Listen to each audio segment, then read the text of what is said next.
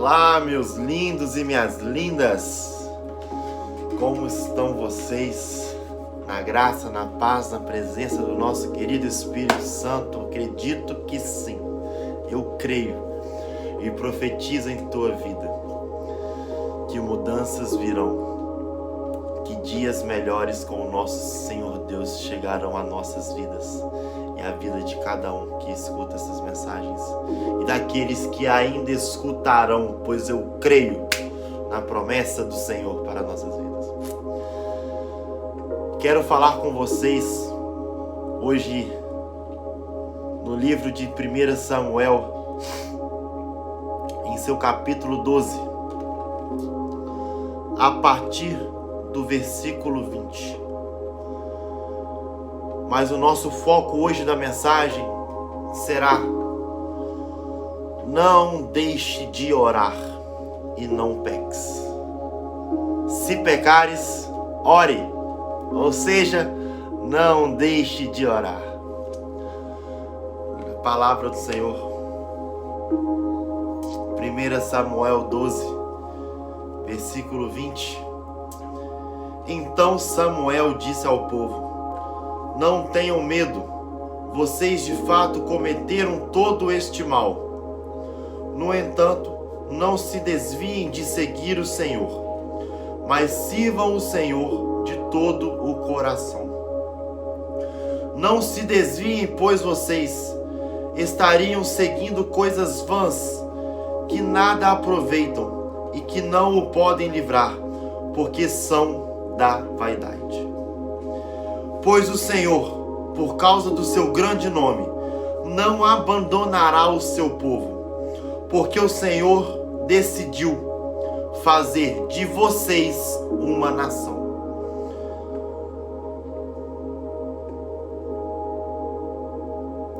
Quanto a mim, longe de mim que eu peque contra o Senhor Deus, deixando de orar. Pelo contrário, eu lhes ensinarei o caminho bom e reto do Senhor. Tão somente temam o Senhor e sirvam Ele fielmente, de todo o coração. Vejam que coisas grandiosas Ele fez por vocês. Se porém continuarem a fazer o mal, perecerão, tanto vocês como o seu rei. Palavra de Deus. O que eu quero falar com vocês, o que eu espero conseguir transmitir aqui, eu quero começar a trazer para vocês uma história ao qual vem antes dessa passagem de Samuel. Quero trazer para vocês a história de um homem chamado Noé. Pensem comigo. Ao qual ele vinha da linhagem de Adão, filho da linhagem de Sete, que era um dos filhos de Adão. Noé era um homem familiar, certo, correto, seguia as premissas e as palavras do Senhor Deus. E quando Deus disse uma promessa para ele, disse uma palavra, todos os chamaram de louco. Todos não confiaram na sua construção da arca para a salvação do mundo que viria o dilúvio. Mas qual o motivo do dilúvio? O motivo do dilúvio, ele veio por conta da linhagem posterior e contínua aonde existia Noé. Ao outro povo ao povo que vivia junto ao tempo, ao povo que estava na mesma era, que estavam pecando, estavam sendo pecaminosos, estavam fazendo heresias em nome do Senhor Deus, estavam criando outros deuses para adorar, sendo que Deus estava tão próximo deles, e sim, irado por conta de Adão e Eva ter pecado. Mas já tenham passado mais de milhões de anos, milhares. Mas de qualquer forma, esta ira do Senhor Deus contra este povo fez com que Noé fosse constatado, fosse predestinado, fosse escolhido e fosse colocado como uma missão de Salvador para continuar a linhagem humana na terra. Pois Deus nos ama de tal maneira que deu o teu Filho unigênito para nos salvar. Mas antes disso já tinha dado o teu Filho, vamos dizer, Noé, para salvar também a nossa terra. Deus já nos salvou 2 vezes, vocês não percebem. Oh, recanto xerarabás. Nessa mensagem em 1 Samuel vem dizendo ao povo que vinha pecando contra o rei: vocês estão pecando, mas não fiquem assustados. Não achem que o teu Deus os perecerão, os destruirá. Mas Ele, o Senhor dos exércitos, o Senhor dos retos, o Senhor onipotente, o Senhor Deus, me diz, para que vocês se redimam, para que vocês orem sem cessar, e Ele vos libertará do pecado ao qual estão sendo cometidos. Isso é lindo, isso é belo, pois isso nos coloca em uma passagem onde em 1 Samuel, é o livro que nós entendemos a linhagem de Davi também, que vem ser um homem segundo o coração de Deus, pois era um homem que pedia perdão e orava sem cessar. Quando Samuel fala para o teu povo que Deus está irado com as suas ações e que eles poderiam ser punidos se não orarem sem cessar para pedir perdão a Deus, o povo se assusta. O povo então acha que Deus não os ama mais. O povo acha que até Samuel não mais iria interceder por eles. Pois segundo o povo, Samuel era mais ligado a Deus do que eles. E nós sabemos que isso não. Nós sabemos que o Espírito Santo habita em nosso peito, é o mesmo que habita em teu. É o mesmo que habita da tua mãe, no do teu pai, no do teu pastor, no do teu inimigo, no do teu amigo, no meu. É o mesmo Espírito Santo. Então a nossa intimidade é igual. Mas o povo tinha para si de que Samuel conseguia ter mais proximidade de Deus em sua oração. Mas isso era porque o povo não orava. Isso era porque o povo estava terceirizando a sua proximidade de pai com Deus para Samuel. Ore por mim, faça por mim, cozinhe para mim, limpe para mim. O povo queria fazer isso com Samuel em questão à sua vida com Deus. Mas quando Samuel escuta e fala essas palavras de Deus para o seu povo, ele complementa com este versículo, este papelzinho. Ele complementa: enquanto a mim, eu, Samuel, que passe longe de mim o dia que eu peque contra o Senhor. Sabe por que que ele fala isso? E por que que eu falo isso? Ou decanto xirarabás. Porque para você ser ressurreto, o que é ser ressurreto? Ser ressurgido, ser recriado na presença de Deus. Se você é um pecador e você quer ser recriado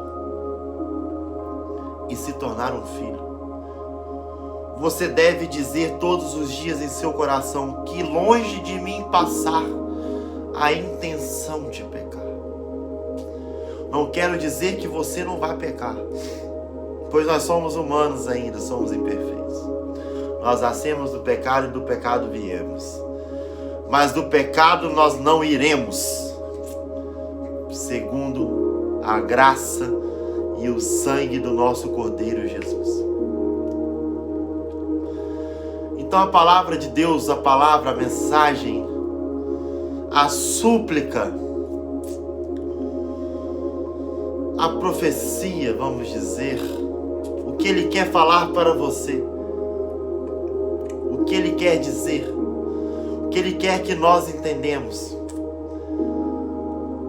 é que longe de mim passar o pecado. Porque se um dia eu pecar diante o Senhor e não pedir perdão, este dia nunca chegará. Você deve dizer isso. Pois se um dia você pecar e não pedir perdão, aí sim você não é mais filho. Aí sim você volta a ser criatura. Pois o que nos torna filhos de Deus é a intimidade da oração. Os que nos torna filho do Altíssimo é a intimidade de como você conversa com Ele. O que te torna filho é você abrir a porta do teu quarto e falar: bom dia, Pai. Deus te abençoe. E isto você faz com Deus também. Você acorda pela manhã, você abre seus olhos e você fala: bom dia, meu Deus. Me abençoe, me proteja, esteja comigo hoje e por todos os dias de minha eternidade contigo. Isto é intimidade. Intimidade é você estar andando pela rua ou pela tua casa e você cumprimentar quem você conhece e dar um bom dia. Dizer: e aí, como vai a sua família? Você contar o que aconteceu com você, pois você confia naquela pessoa. Isso é intimidade. Com Deus, intimidade é você ajoelhar aos chãos. Você ajoelhar ao chão e dizer: Pai, eu sou pequeno, eu sou teu filho, sim, mas eu pequei, então virei criatura, eu quero voltar a ser teu filho. Pegue em minha mão novamente e me dê o perdão. Oh, relego xereira na base.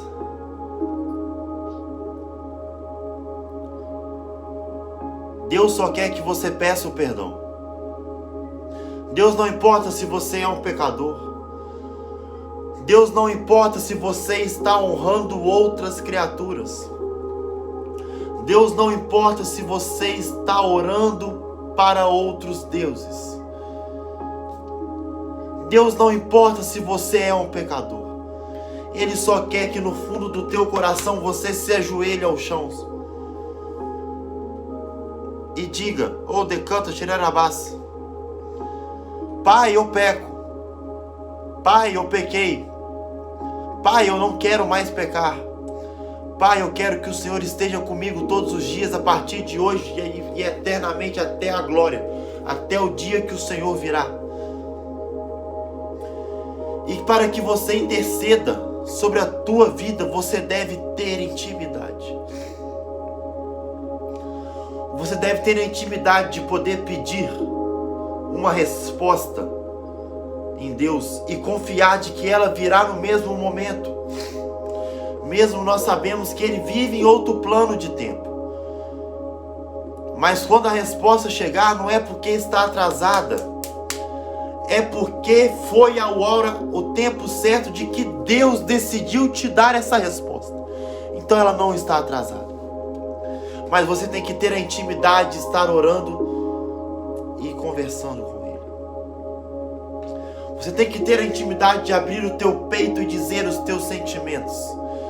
Dizer o que você precisa. Ele é o Deus onipotente, onisciente, onipresente.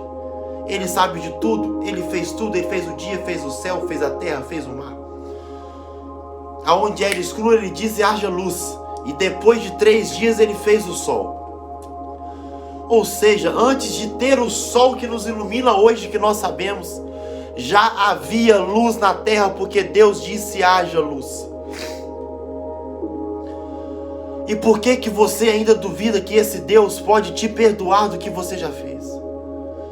E por que você ainda duvida que este Deus não existe?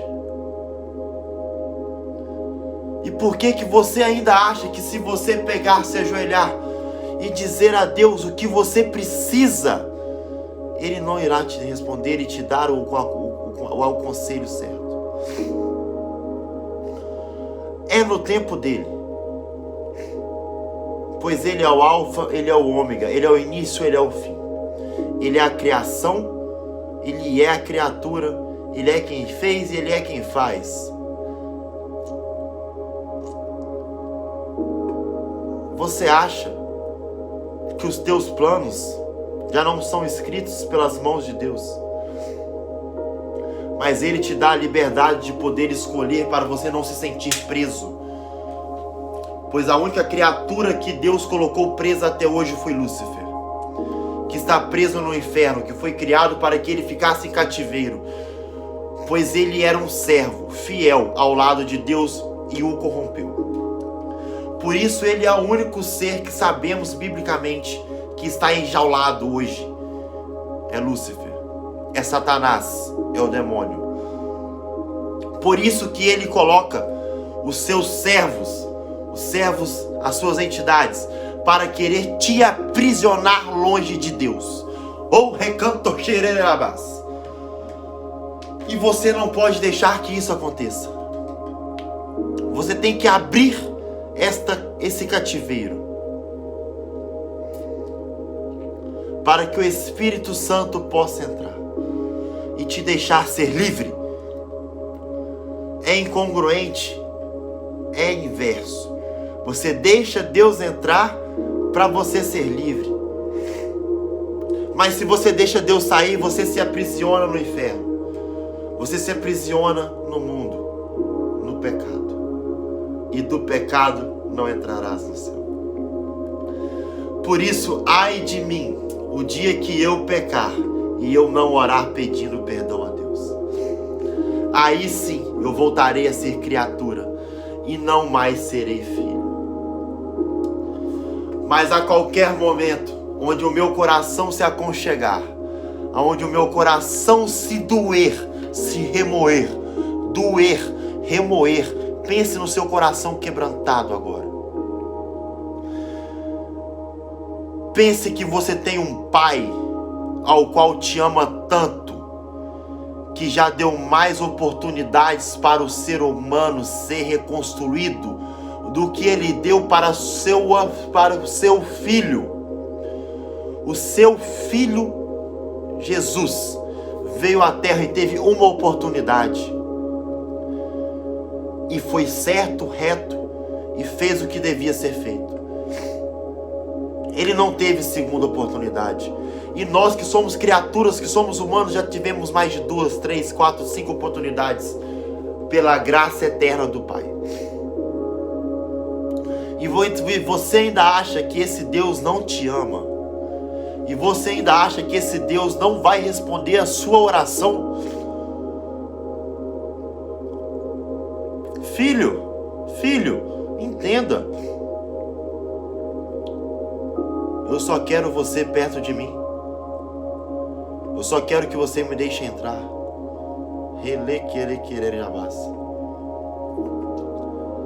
Releia a tua história. Entenda os teus erros. E me digas o que você errou. Eu já sei. Mas me digas e eu os perdoarei. E eu te levarei para o alto eternamente junto comigo. Aleluias. Aleluias.